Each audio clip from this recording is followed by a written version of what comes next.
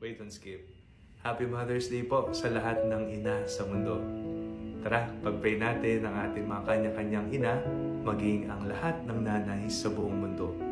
Habang tayo ay nagpipray, maaari mong isipin ang iyong nanay at banggitin ang kanyang pangalan sa Diyos. Sa ngalan ng Ama, ng Anak at ng Espiritu Santo. Amen.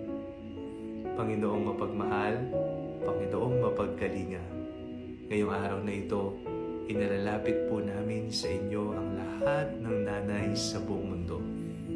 Personal naming ipinagdarasal ang aming ina. Bigyan niyo po siya ng isang malusog na pangangatawan, malayo sa anumang uri ng sakit at kabamakan.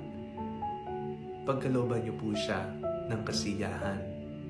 Nawa, habang siya ay malakas pa, habang nabubuhay pa siya, matamasa niya ang ligayang kanyang hinahangad. Bigyan niyo po ng kasagutan lahat ng kanyang mga panalangin.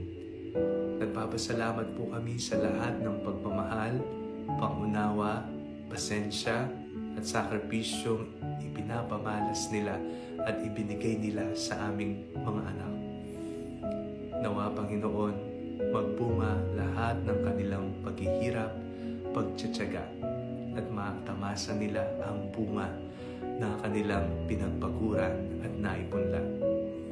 Ipinagdarasal din po namin ang mga inang namayapa na. Pagkalooban niyo po sila ng kapayapaan at liwanag na tanging magmumula lamang sa inyo. Maraming salamat po, Panginoon, nawa palagi niyo po silang gabayan, ingatan. Mahal po namin sila, ngunit alam po namin mas mahal niyo sila, kaya hindi niyo po sila papabayaan.